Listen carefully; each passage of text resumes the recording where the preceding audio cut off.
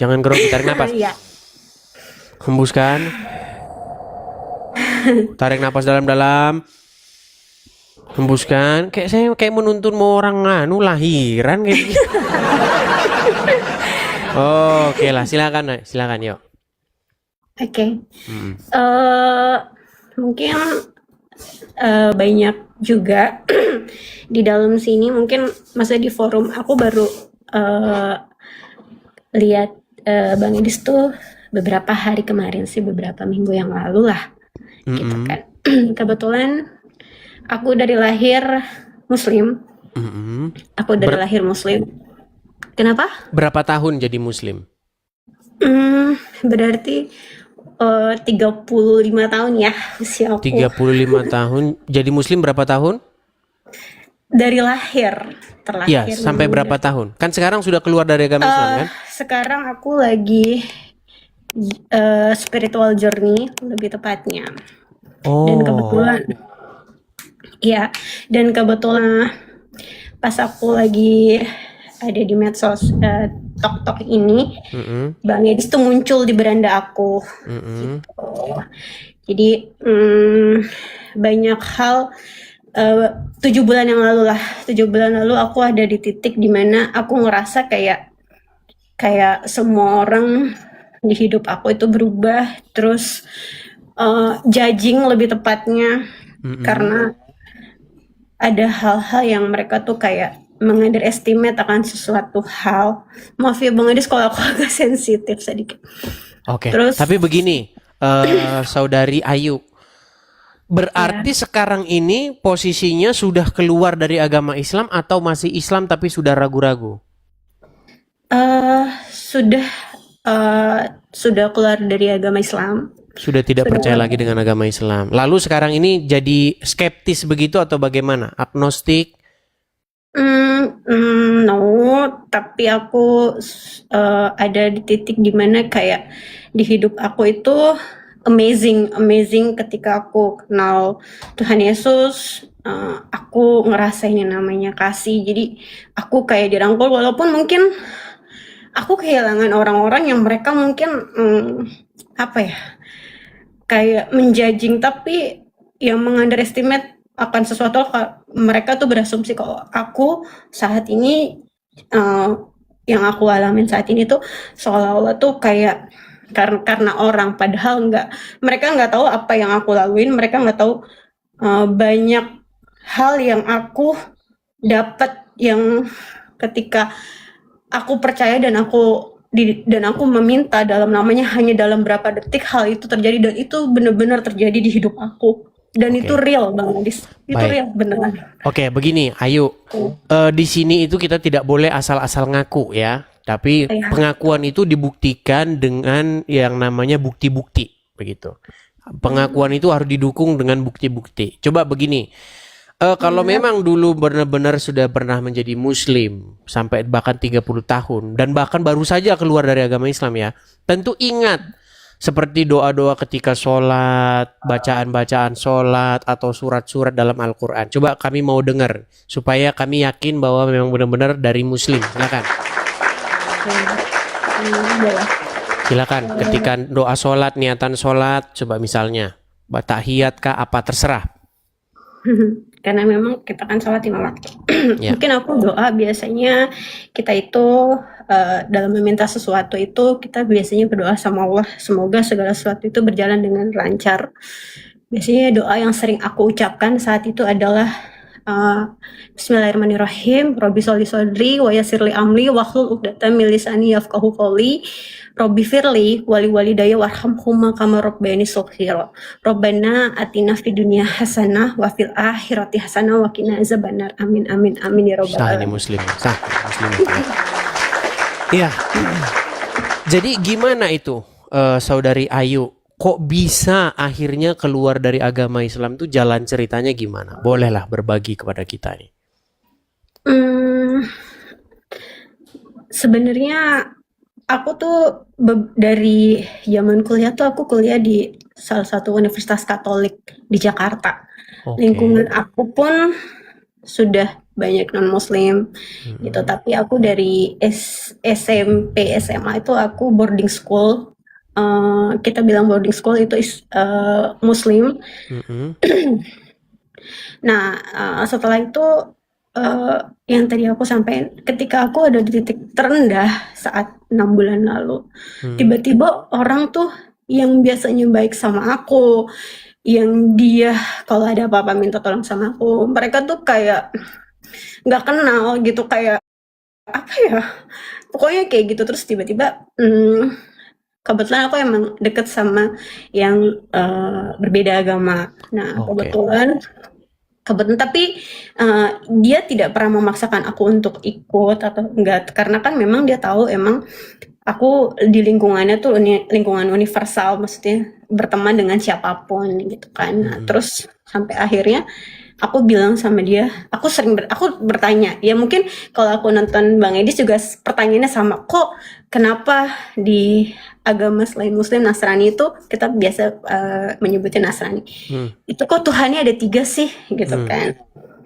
Uh, Pasti kan pertanyaan kita, terus dia menjelaskan sama Mm. aku kenapa sebenarnya 3 itu mohon kalau misalnya memang ada yang salah mohon dikoreksi ya Bang Yadis. Mm. 3-nya itu adalah kan menyebut atas nama Bapa, Putra, dan Roh Kudus. Mm. Sama dia memberikan contoh aku tuh yang universal, yang aku mudah untuk dimengerti gitu sama aku. Mm. Dia bilang contohnya kita sebagai seorang anak, kenapa disebut Bapak? Kita sebagai seorang anak itu pasti kan kita akan menuruti bagaimana ayah kita. Makanya kenapa Tuhan Yesus kita menyebutkan dengan sebutan Bapak. Putra. Nah, kita sebagai putranya pun pasti kan kita juga menghormati dia. Begitu pula dengan Roh Kudus. Nah, kalau untuk Roh Kudus sendiri itu dia memberikan pengertian sama aku bahwa selama kita percaya akan ada dan hanya kepada Dia, pasti kita itu selalu didampingin sama Roh Kudus apapun itu gitu. Dan saat ini aku yakinin itu sih, walaupun kadang-kadang teman-teman tuh jadinya semua menjauh sama aku, tapi buat Oke, aku jadi akhirnya setelah meninggalkan agama Islam, akhirnya teman-teman yang selama ini kenal sama Muslim juga mereka ya, akhirnya menjauh, kemudian menganggap Anda ini nyeleneh, menganggap Anda ini atau menghakimi Anda seperti itu, seolah-olah Anda dianggap sebagai orang yang tidak berpikir begitu, padahal mereka tidak tahu apa yang terjadi. iya. Padahal justru Anda memikirkan hal-hal yang sangat mendalam padahal seperti itu ya. Iya. Iya. Dan ketika pertama kali aku masuk ke salah satu gereja di daerah Jakarta Pusat tuh, di situ aku pertama masuk, entah kenapa setiap aku ke gereja itu pasti Bapak Pendeta itu menceritakan hal yang sedang aku alamin gitu loh Bang Aris. Jadi kayak kok bisa, sampai aku tanya kan, kok bisa ya? Kenapa ya? Terus hati aku bergetar, terus nggak tahu. Jadi kayak ya itu kayak hati gitu. Dan aku entah kenapa gitu, dan kan memang diajarkan kan harus kasih orang ketika kita disakitin, kita harus memberkati orang yang menyakiti kita dan kita harus membalasnya dengan kebaikan gitu kan. Tetap kita harus legowo lah, tapi yang namanya manusia kan kadang hati nggak bisa ya. Semuanya pakai proses. Iya. Berarti prosesnya sudah berapa lama ini? Dari mulai meragukan agama Islam, akhirnya sekarang sudah meninggalkan agama Islam, lalu sekarang masih on the way begitulah spiritual journey tadi ya. Itu Iya. sudah berapa lama prosesnya?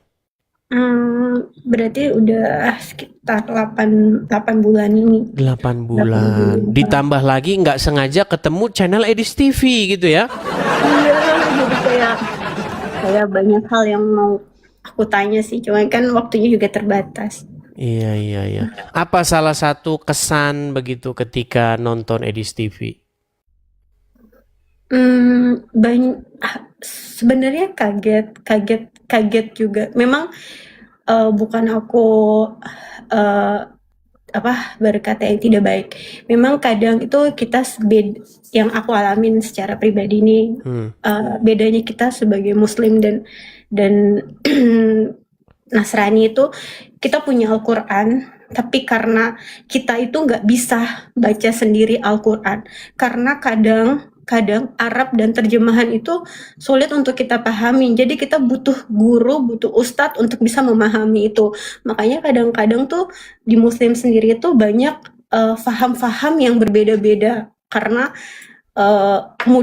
tidak mudah untuk dimengerti gitu. Kadang kita malah salah arah kayak yang dibilang harus bisa punya istri lebih dari satu dan lain sebagainya itu. Nah, sedangkan kalau di Nasrani yang walaupun aku baru 8 bulan ini, aku setiap malam lagi belajar sebelum tidur itu untuk buka Alkitab, baca firman Tuhan sedikit demi sedikit. Nah, dari situ tuh semuanya itu tuh kayak real gitu. Oh, ternyata iya ya. Oh, ternyata jadi mudah untuk dimengerti, mudah kita memahami isinya dalam firman bedanya itu. Sementara kalau baca Quran yang diutamakan adalah membunyikan Arab dan merdunya ya. Ya, kalau kita mau mengerti lebih dalam pun kita harus punya guru spiritual sendiri. Kayak dulu pun aku seperti itu. Jadi ada tahapannya, kita harus baca Iqra dulu, baru kita ada di Al-Quran. Kalau kita tidak bisa baca Iqra, otomatis kita nggak bisa baca tajwid. Salah penyebutan lafaz aja itu artinya bisa coba berbeda. Tapi kita pengen dengar. Coba sih lantunkan satu ayat dalam Al-Quran. Coba kami pengen dengar. Coba Iqra apa, coba gimana coba? Iqra itu kan artinya membaca ya. Coba. Yang mudah surat pendek aja kali ya. Oke, silakan. Aku coba ya. Silakan. Mohon maaf sebelumnya kalau ada yang nggak apa-apa, santai saja. A'udzubillahi minasyaitonirrajim. Bismillahirrahmanirrahim. Alhamdulillahi rabbil alamin, arrahmanirrahim, maliki yaumiddin, iyyaka na'budu wa iyyaka nasta'in, ihdinas siratal mustaqim, siratal ladzina an'amta 'alaihim ghairil maghdubi 'alaihim waladdallin.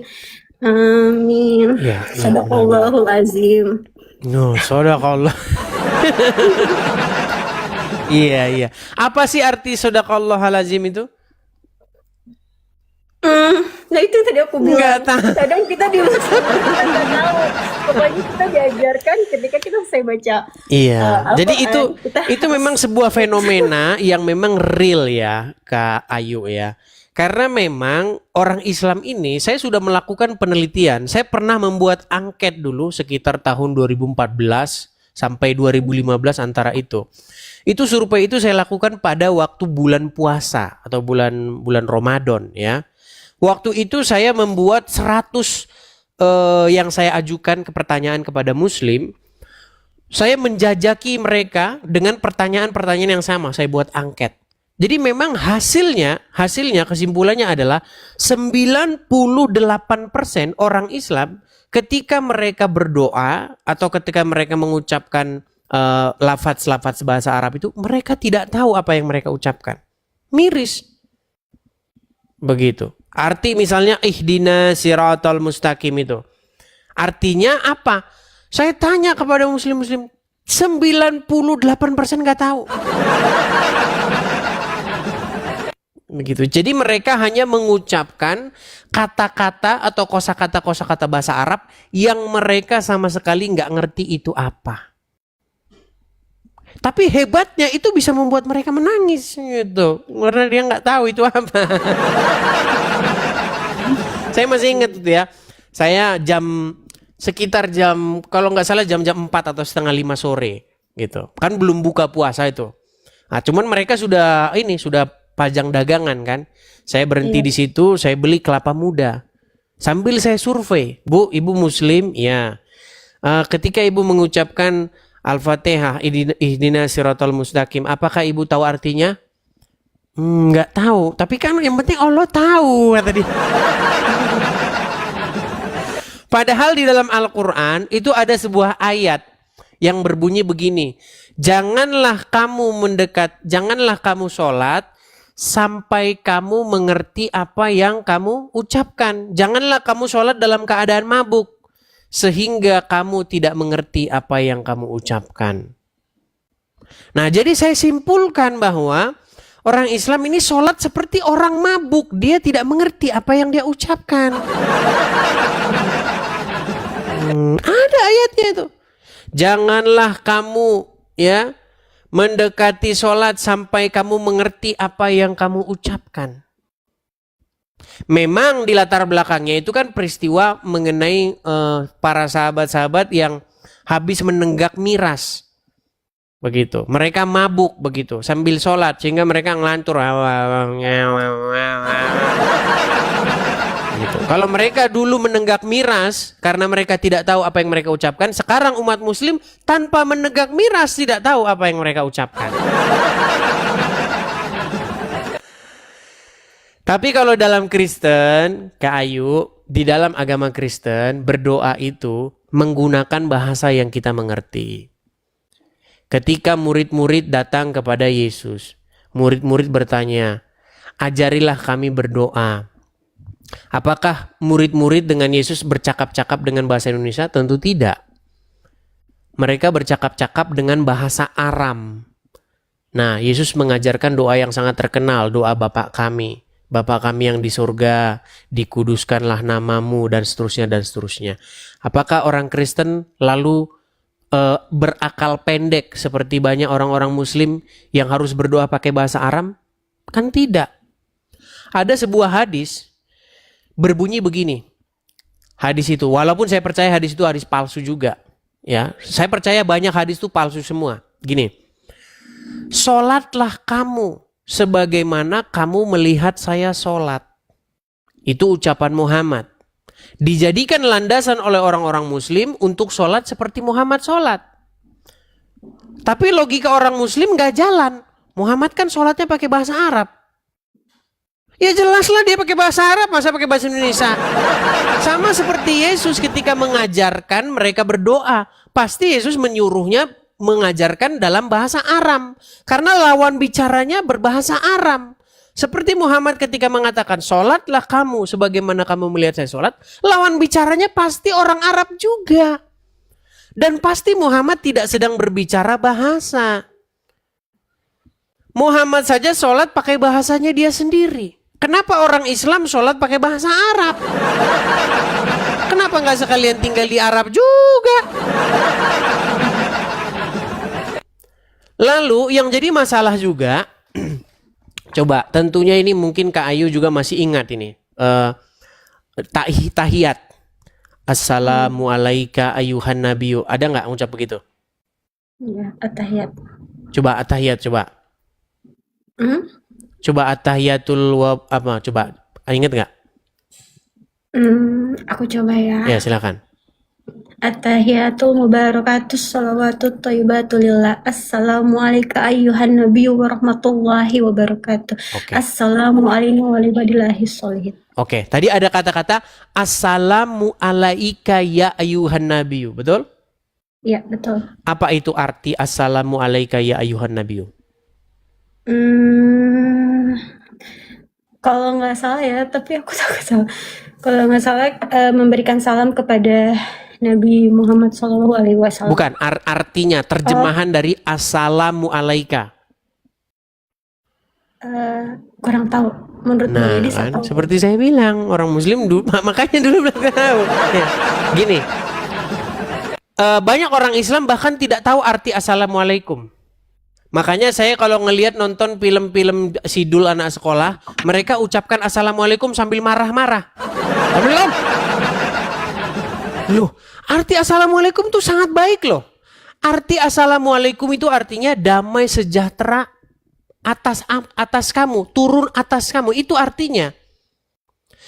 Assalamualaikum, keselamatan datang atau turun atas kamu, kepada kamu. Nah kalau kum itu jamak. Kamu tapi jamak. Artinya kalau bahasa Indonesia kalian. Kalau assalamualaikum berarti lawan bicara kita itu bukan satu, tapi banyak orang. Artinya keselamatan atas kamu-kamu sekalian. Tapi kalau assalamu alaika itu satu orang.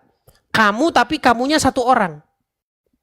Nah, jadi assalamu alaika ya ayuhan nabiyu artinya keselamatan atas engkau wahai nabi. Jadi ketika orang muslim sholat mereka mengucapkan assalamu alaika ya ayuhan nabiyu. Keselamatan atas engkau wahai nabi. Bayangin, apakah Muhammad ketika dia sholat dia ngucapin kayak begitu? Coba kita pakai logika kita. Muhammad tadi mengatakan kan, sholatlah kamu sebagaimana kamu melihat saya sholat. Pertanyaannya, apakah Muhammad sholat mengucapkan assalamualaikum ya ayuhan nabiyu? Pasti tidak. Bagaimana mungkin Muhammad mengucapkan kepada dirinya sendiri, salam sejahtera kepada engkau wahai Muhammad? Muhammad yang mana? Coba bayangkan, apakah Muhammad juga mengucapkan Allahumma sholli ala Muhammad? Apakah Muhammad ngomong begitu? Ya Allah, limpahkanlah keselamatan atas Muhammad dan keluarganya. Gak mungkin. Bagaimana Muhammad ngomong gitu menyalam dirinya sendiri? Jadi akhirnya memang setelah saya pelajari, setelah saya dalami agama Islam itu, memang saya kan pernah membuat satu tema. Jika kita sungguh-sungguh memperdalam agama Islam, betul-betul mempelajarinya dengan seksama, maka tidak mungkin seseorang itu akan percaya terhadap agama Islam. Gak mungkin. Makanya saya simpulkan, orang yang masih percaya agama Islam itu orang yang gak pernah belajar agama Islam. Seperti itu. Ya, artinya banyak hal lah ya yang perlu Ayu ketahui supaya betul-betul saya melihat ini, tapi sudah betul-betul mantap ya meninggalkan agama Islam ya?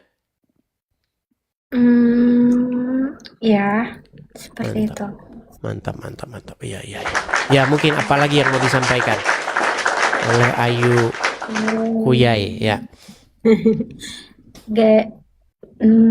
Tidak ada sih Bang Idis, aku lebih nonton Bang Idis aja untuk bisa tahu lebih banyak tentang agama Kristen. Itu aja. Oke. Ya, belajar ya.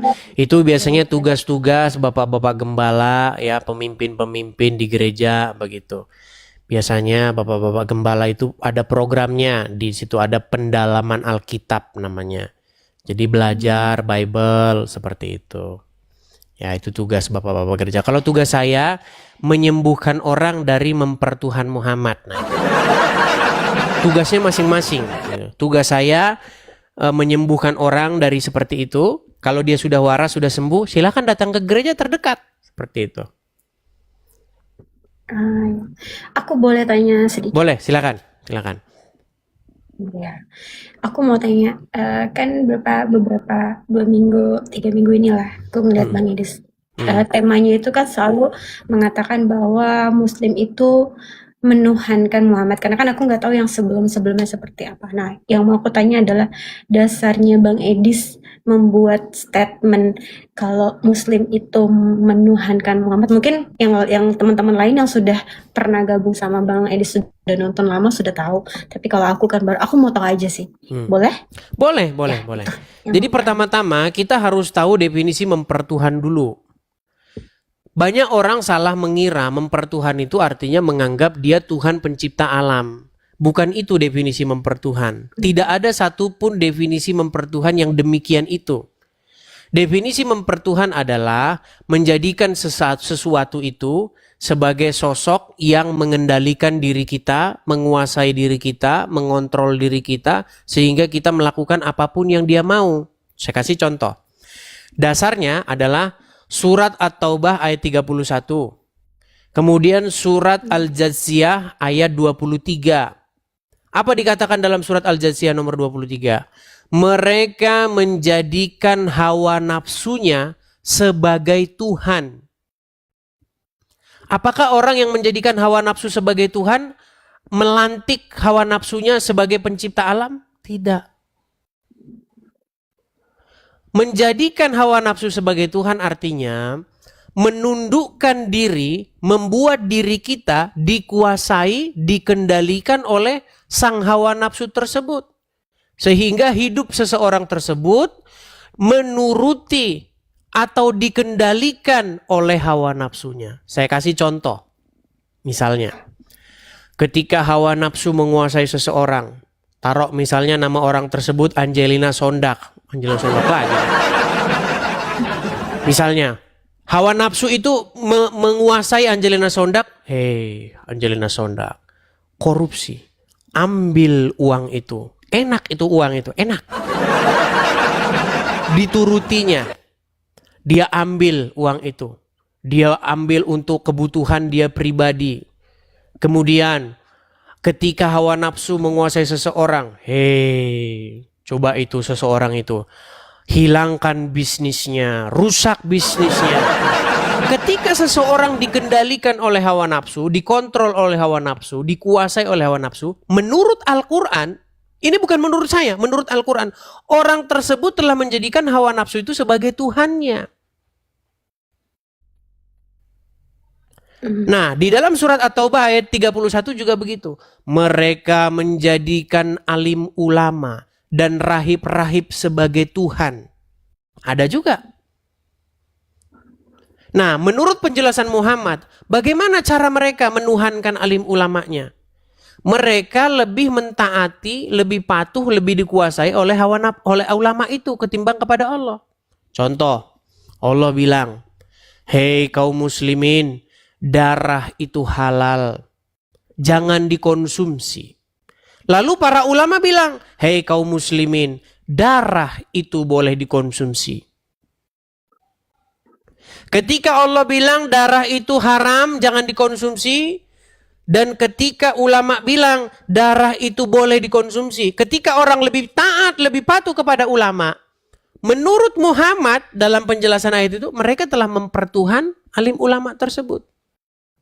Jadi mempertuhan adalah perbuatan membuat diri kita dikendalikan, dikuasai, dikontrol penuh oleh sesuatu itu.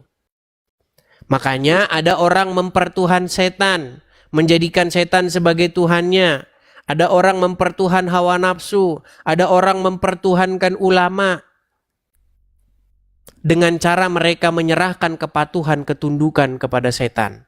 Dengan cara mereka menyerahkan ketundukan dan kepatuhan kepada hawa nafsu. Itu yang dimaksud mempertuhankan. Baik di dalam Al-Quran maupun di dalam Bible. Nah, sebagai orang Kristen, wajibkah kita mempertuhan Yesus? Iya. Mempertuhan Yesus itu artinya membuat Yesus sebagai sesosok atau seorang yang mengendalikan kita. Sebagai satu entitas yang menguasai atau memerintah di hati kita. Makanya maksud menjadikan Yesus sebagai Tuhan itu artinya supaya Yesus itu berkuasa, bertahta di hati seseorang. Ketika Yesus berkuasa, bertahta di hati seseorang, dia akan melakukan kemauan Yesus. Ya, Yesus memerintahkan, jangan begini, jangan mencuri, jangan begitu, jangan begitu. Nah, ketika itu kita taati, artinya kita menjadikan Yesus itu sebagai Tuhan di dalam hidup kita. Nah, Muslim itu menjadikan Muhammad sebagai Tuhannya. Kalau Muhammad tidak dijadikan Tuhan, mana mungkin umat Muslim mau minum-minumin kencing onta? Yang membuat Muslim mau minum kencing onta itu adalah karena Muhammad bertahta, menguasai diri dia. Ada Muhammad memerintah di hati dia. Seandainya di hati ini ada tahta, Muhammad tuh lagi duduk. Dia megang tongkat kekuasaan. Hei kaum muslimin, pergi ke Arab sana, ciumin batu, berangkat muslim. Dan itu ada perintahnya di dalam Al-Quran. Barang siapa yang taat kepada Rasul, maksudnya Muhammad, sesungguhnya dia telah taat kepada Allah. Barang siapa, Muhammad berkata dalam hadis, siapa yang taat kepadaku, sesungguhnya dia telah taat kepada Allah. Dan itu diakui oleh orang-orang Muslim. Para pendebat, lawan-lawan saya diskusi, bahkan Yusuf PI itu mengakui Muhammad itu dijadikan Rob oleh umat Muslim, dijadikan Tuhan. Makanya saya bilang umat Islam itu menjadikan Muhammad sebagai Tuhannya. Bukan berarti saya katakan umat Muslim menjadikan Muhammad sebagai sang pencipta. Tidak, itu orang yang salah paham. Gitu. Saya kasih contoh nih, pendebat-pendebat Muslim yang sudah mengaku itu. Perhatikan.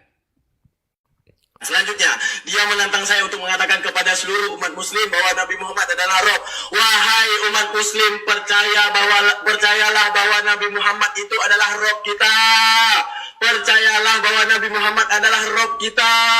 Percayalah bahwa Allah Ta'ala adalah Rob kita. Jadi dua Robnya umat Muslim itu Allah dan Muhammad. Yang dijadikan Rob itu Allah dan Muhammad. Yang harus umat Muslim menyerahkan kepatuhan dan ketundukan itu kepada dua sosok. Kepada Allah dan juga kepada Muhammad. Begitu. Nah, kemudian apakah Yusuf PI juga mengaku itu? Iya. Tasik Ngaji mengaku itu? Iya. Ini muslim-muslim kelas-kelas berat ini yang mengakui. Nih, pengakuan Tasik Ngaji. Belum berdebat dengan Edis TV, Tasik Ngaji akui Muhammad adalah Rob. Rob itu artinya Tuhan. Dan orang Islam itu mengakui bahwa Muhammad itu Robnya. Ya, yang terakhir yang mengakui Muhammad itu Robnya, bahkan sebelum berdebat dengan saya adalah orang ini. Nabi Muhammad bisa dikatakan Rob. Ini namanya Tasik Nah. Ngaji. Kemudian pengakuan Yusuf PI. Perhatikan.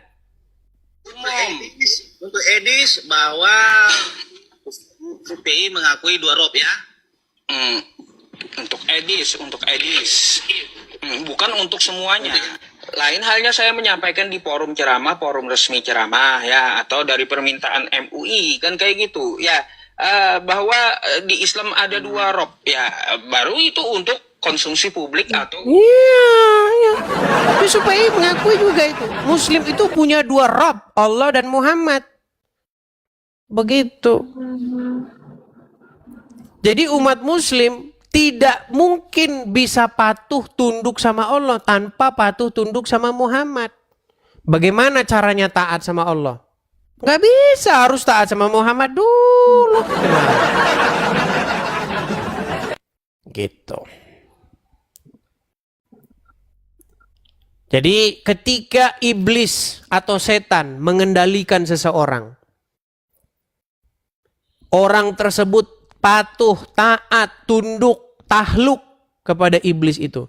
Menurut bahasa Al-Quran, menurut bahasa Bible, itu orang yang menjadikan setan sebagai Tuhannya. Gitu. Oke, seperti itu, Kak Ayu? Iya. Oke. Ya, jadi butuh belajar lah, itu proses belajar ya. Jadi karena banyak orang itu sudah cenderung salah pengertian tentang sebuah definisi. Karena banyak orang itu tidak bisa lagi mendefinisikan sesuatu sesuai dengan pengertian yang sebenarnya. Saya kasih contoh misalnya kata ibadah. Ibadah itu menurut kebanyakan orang artinya pergi ke sebuah tempat. Kamu ibadah nggak hari ini? Kamu berangkat ibadah nggak hari ini? Karena pengertian ibadah menurut kebanyakan manusia adalah pergi ke satu tempat terus melakukan kegiatan tertentu. Padahal bukan itu pengertian ibadah. Itu salah satu juga bentuk ibadah, tapi pengertian ibadah itu bukan itu. Ibadah itu berasal dari kata abada. Abdu kata dasarnya, abd. Hamba, penghambaan diri. Bagaimana mungkin Anda bertanya, apakah Anda hari ini ingin menghambakan diri? Itu pertanyaannya sudah salah. Kasar. Iya, jadi Terlalu kasar. iya, jadi sebenarnya penghambaan diri dilakukan 24 jam nonstop. Dari mulai bangun pagi ke bangun pagi lagi. Jadi hari ini kita tutup ibadah kita, itu sebenarnya sudah kata-kata yang salah. Karena pengertian ibadah adalah melakukan ritual kegiatan tertentu. Itu. Gitu. Makanya kita itu kadang-kadang harus melawan definisi-definisi yang sudah sudah kadung salah di masyarakat. Begitu. Oke, begitu ya, Kak Ayu. Atau ada yang mau disampaikan lagi? Oh, ngomong-ngomong, ini berarti Ya udah, belum nanti belum. aku kirim pesan aja. Oke, oke. Ngomong-ngomong, berarti ini mau menikah dengan Belum seorang apa? Kristen. Hmm, belum tahu. Belum tahu. Baiklah, mungkin dia tidak mau Jodoh menjawab kita itu. jadi Nggak apa-apa lah, tahu. itu pertanyaan-pertanyaan yang pribadi mungkin. Oke lah, nggak apa-apa ya. Semoga semakin kedepannya nanti semakin Ayu mendapat pencerahan seperti itu. Banyak belajar. Oke, hanya begitu. Terima kasih. Sama-sama Kak Ayu. Ya. Saya turunkan Kak Ayu ya. Oke, dadah. Saya turunkan ya. Salam. Ya, teman-temannya banyak sebenarnya yang janjian begitu, Bang. Saya bisa nggak, Bang? Kesaksian, Bang. Ini saya ini dari Muslim dan lain sebagainya. Tapi kita tes dulu, dan dia tadi sudah kita tes dan kita betul-betul tahu bahwa dia memang benar-benar dari Muslim ya, Muslimah gitu.